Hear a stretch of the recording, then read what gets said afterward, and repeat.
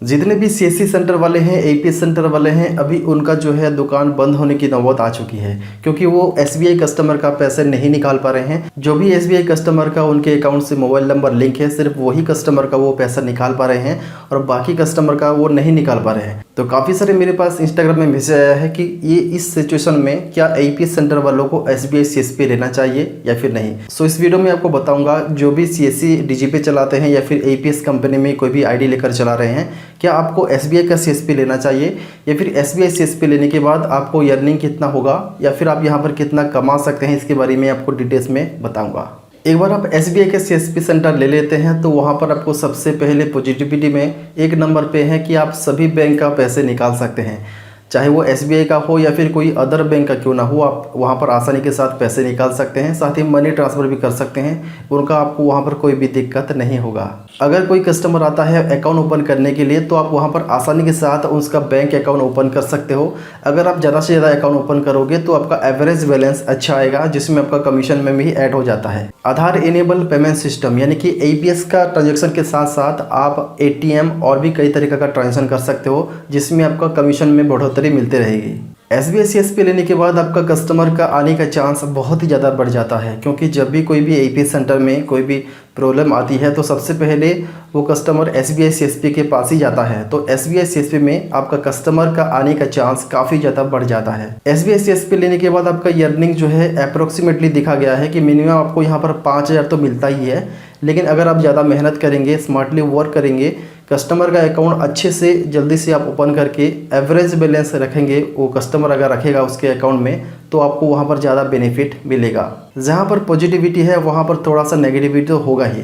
अगर आप SBI CSP ले लेंगे तो ये तो रहा पॉजिटिविटी की बात है, बट नेगेटिविटी में सबसे पहला नंबर पर ये है कि आपको यहाँ पर फ्रीडम नहीं मिलेगा। जैसे आप एपीएस सेंटर खोलते हैं अपने दुकान के, अपनी मर्जी का मालिक आप खुद होते हैं, लेकिन एसबीआई सीएसपी ओपन होने के बाद आपको बैंक का टाइमिंग के हिसाब से आपको दुकान को खोलना है और बैंक के टाइम के हिसाब से आपको दुकान को बंद करना है। लेकिन किसी दिन आपको लीव चाहिए, आपको छुट्टी चाहिए, तो आपको एक एप्लीकेशन लिखना होगा और उस एप्लीकेशन को आपके व्हाट्सएप ग्रुप में, जो आपका बिजनेस करेस्पॉन्डेंस का ऑफिस के जो व्हाट्सएप ग्रुप में, वहाँ पर आपको पोस्ट करना होता है।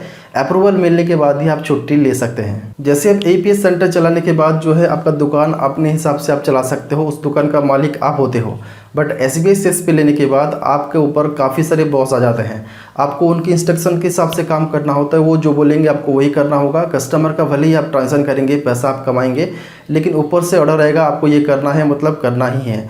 तो एक तरह से आपका एक बॉस आ जाएगा, उसके हिसाब से आपको काम करना हुआ। और यहाँ पर सबसे बड़ी बात ये है कि आप यहाँ पर चार्ज नहीं ले सकते। जैसे आप एपीएस सेंटर चलाने के बाद कोई भी कस्टमर 10,000 रुपीज़ निकालता है तो आप 10-20 रुपया एक्स्ट्रा ले सकते हो, और वहाँ पर जो जेन्युइन इनकम तो आता ही है। लेकिन यहाँ पर एसबीआई सीएसपी लेने के बाद यहाँ पर 1 रुपया भी एक्स्ट्रा नहीं ले सकते।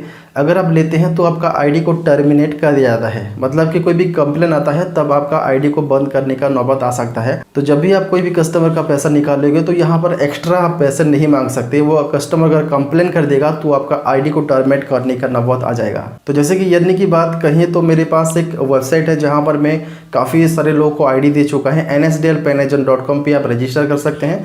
250 से लेकर 750 के रूप में आप यहाँ पर आईडी खरीद सकते हैं और अपने नीचे आईडी बेच सकते हैं। एक आईडी का आपको 300 मिलता है, 300 से 500 मिलता है, और यहाँ पर आप लाइफ टाइम इस आईडी को चला सकते हैं। और 200 से लेकर आप 1000 रुपये आप पर डे आसानी के साथ कमा सकते हो। लिंक इस वीडियो के नीचे आप चेकआउट कर सकते हो, साथ ही कॉल पर भी बात कर सकते हो। अगर आप एपीएस सेंटर चलाते हैं तो आपको पता ही होगा वहाँ पर कोई भी प्रेशर नहीं होता है, आपको अपने हिसाब से काम करना होता है।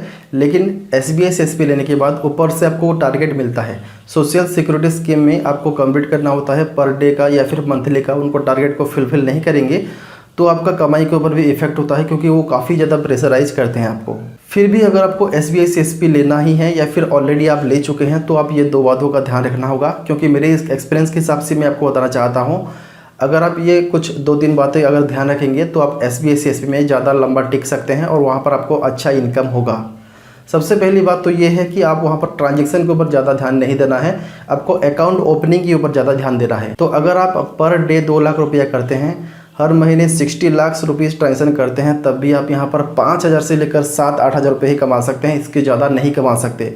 लेकिन अगर आप एवरेज बैलेंस मेंटेनेंस के ऊपर ध्यान देंगे, कस्टमर का अकाउंट ओपनिंग करेंगे तो अगर आप 4 से 5,000 लोग का अकाउंट ओपन करते हैं तो आपका 15 से 20,000 रुपया एक्स्ट्रा आ जाएगा, जो कि आप हर महीने मंथली आप 25 से 30,000 रुपया आपके अकाउंट में कमीशन के तौर पर आ सकता है। तो अगर आप भी SBI CSP चलाते हैं, CSP चलाते हैं, कोई भी बैंक का या फिर CSC चलाते हैं, तो आप पैन कार्ड एजेंसी लेकर काफ़ी पैसे कमा सकते हैं। तो पैन कार्ड एजेंसी लेने का पोर्टल इस वीडियो के नीचे है, आप जाके वहाँ पर डिस्ट्रीब्यूटर या फिर सुपर डिस्ट्रीब्यूटर ले सकते हैं। अपने नीचे आप एक ID बनाएंगे तो आपको 300 से 500 रुपये तक का कमीशन मिलेगा। डिटेल्स जानकारी के लिए आपको नंबर शो हो रहा होगा, आप डायरेक्टली कॉल करके भी जानकारी हासिल कर सकते हैं।